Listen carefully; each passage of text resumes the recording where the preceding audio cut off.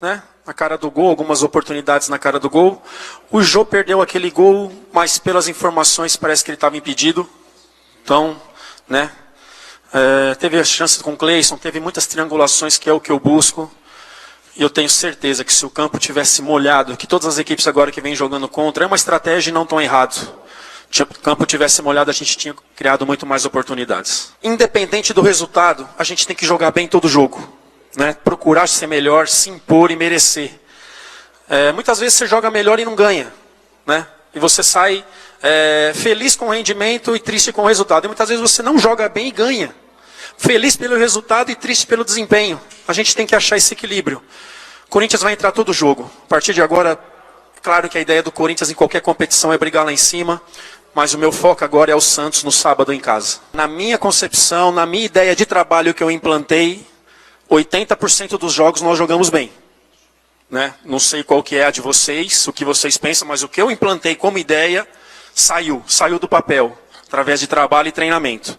E a ideia é buscar o equilíbrio sempre, para qualquer equipe.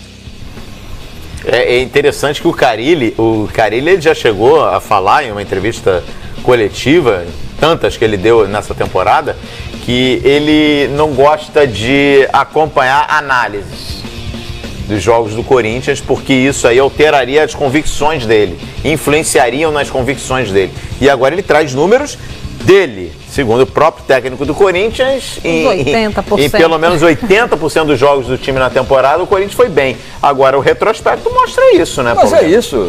Quem é o campeão, Paulista? É o Corinthians. E quem tem é o líder do campeonato.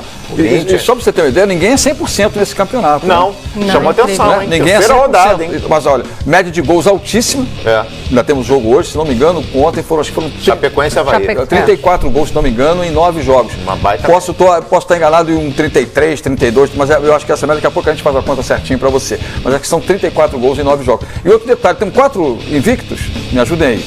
Acho que é Chapecoense, Corinthians, Flamengo e Cruzeiro.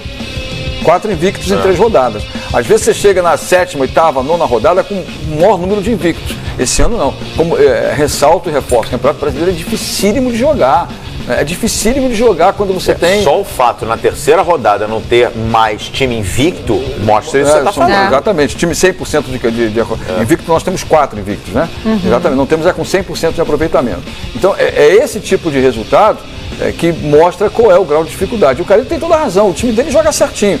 Não convence como um espetáculo, como um grande jogo de futebol, mas faz 1-0, bota 3 pontinhos na conta e vai seguindo. E o tal desse 1-0, todo mundo remete à temporada do Tite, no comando do Corinthians. Tite que foi campeão mundial e campeão brasileiro. Qual foi o ano do título do Brasileirão? 2012, Libertadores. 2012. Não, 2012 foi Libertadores e Mundial. Mas na Libertadores era isso aí, era na conta do chá. E tem um detalhe, esse negócio da conta do chá, quando o Corinthians foi campeão, ele chegou a vencer 11 rodadas. Dessas 11 rodadas que o Corinthians venceu, 6 delas foram exatamente assim, 1-0 magrinho, justamente na temporada que o Corinthians tá lá, 3 pontinhos, se vai ser 7 gols ou 1, 3 pontinhos tá na conta, Paulo Lima. Guilherme Arana, esse menino que ficou, tá muito bem. O Wendel, que foi embora, né, que era o lateral titular, foi pro Inter.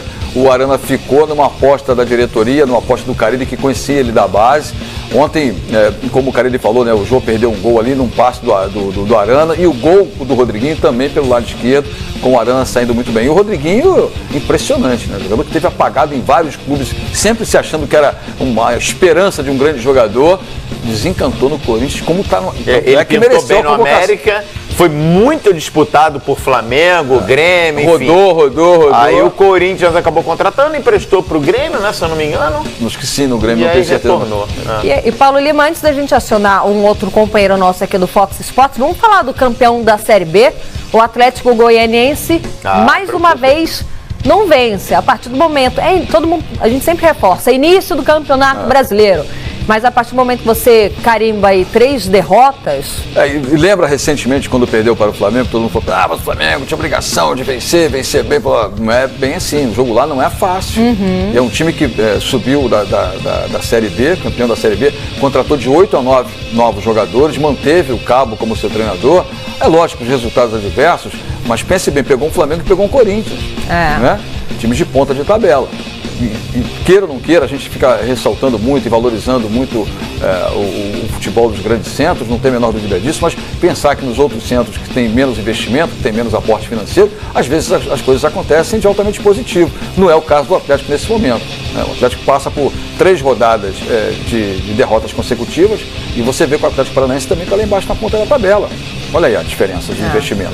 Né? São 2 clubes com camisas em preto e vermelho e preto como queiro, com investimentos diferentes e também está lá embaixo na ponta da tabela. A dificuldade do Atlético Paranaense é muito menor, tem muito mais chance de crescer porque tem uma equipe mais qualificada, tem um comando técnico que aparentemente, né, vai dar resultado com o Autuori fora do banco de reservas e o Batista agora no banco, mas é isso, a parte de investimento pesa, lógico que pesa. Mas eu não classifico ainda como um time já com aquele carimbo de segunda divisão. Não, eu acho que é muito cedo. O campeonato, né? O campeonato do Atlético Goianiense vai ser esse aí, né, Lívia? Chegar aos 45 pontos. Vai oscilar. O campeonato é esse, 45 pontos para tentar se manter na Série A do Campeonato Brasileiro. Só precisa tomar cuidado para não ficar muito distante da galera que briga. Na virada do ano, quando tivermos o segundo turno, aí é que a gente vai poder avaliar. E é legal a leitura, né? Não existe recuperar ponto. Ponto perdido é ponto perdido. Acabou. Um abraço, perdeu, já era, não busca mais. Vamos lá então, vamos chamar o Gudrian Neufer, ele tá lá em São Paulo, né? Tá lá no seu, no meu, no nosso Pacaembu, Gudrian Neufer. Bom dia, Fox, pra você. Seja bem-vindo. Vamos começar bem a semana, certo? Certo. Bom dia, Lívia Calheiros, Paulo Lima, amigos do Bom Dia Fox. Sabe há quantos dias o Corinthians não sabe o que é perder? 70 dias, mais de 2 meses sem derrota. A última derrota foi no Campeonato Paulista, ainda para a Ferroviária. Esse ano são 32 jogos. Desses 32 jogos, 20 vitórias, 10 empates e apenas 2 derrotas, um aproveitamento de 72%. E no fim de semana tem um outro jogaço contra o Santos em Itaquera, no sábado. Na sexta, o Corinthians completa 1 ano sem derrotas em Itaquera, mas o teste no sábado vai ser complicado, mais um clássico. Mas esse ano o Corinthians não sabe o que é perder clássicos. Já foram 5, 3 vitórias e 2 empates. De 1-0 em 1-0, o Corinthians vai obtendo recordes, tabus e números. Já são 16 jogos sem perder, uma sequência que só apenas com Tite o Corinthians alcançou em 2015. Aonde vai parar esse Corinthians do técnico Fábio Carilli? Eu volto com vocês aí no estúdio do Bom Dia Fox. O Gudrian, já aproveitando que números você... interessantes isso aí. 5 clássicos, 3 vitórias, 2 empates. Não, e o detalhe, 70 dias sem perder, foi perder lá para a Ferroviária, a gente lembra que foi perder num jogo com polêmica de arbitragem. E coloca... Gol irregular. Coloca na conta...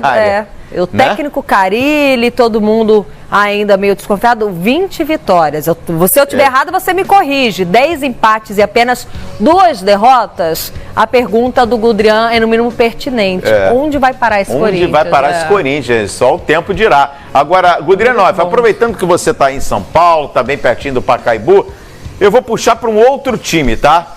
Eu quero saber aonde o Santos vai parar. Pode parar no Pacaembu? Porque, olha, tá fazendo falta, hein? Porque o retrospecto do Peixe jogando nesse estádio é fantástico. E jogando na Vila no final de semana, acabou perdendo para o Cruzeiro e muita gente já está querendo ver o Santos jogando no Pacaembu. Pois é, Calheiros, isso é uma novidade, porque no ano passado o Santos era praticamente imbatível na Vila. Esse ano a história tem sido bem diferente, já perdeu mais de 3 vezes no Campeonato Paulista, agora perdeu de novo no Campeonato Brasileiro e aqui no Pacaembu o Santos agora virou, a invencibilidade virou aqui para o Pacaembu, além da diretoria arrecadar muito mais. Só que os jogadores preferem a Vila Belmiro. Em toda entrevista coletiva, eles elogiam o Pacaembu, é a segunda casa do Santos e tal, mas a gente prefere jogar na Vila. E assim vai ser na Libertadores. A Libertadores que tem segurado o emprego do Dorival Júnior. A Libertadores. porque no Paulista o time não chegou nem nas semifinais e agora no Brasileiro perdeu em casa outra vez. Calheiros, Lívia. Pois é, ô Gudrian, fica aí já que você tá na sombrinha, tá super bem posicionado, Pacaembu ao fundo.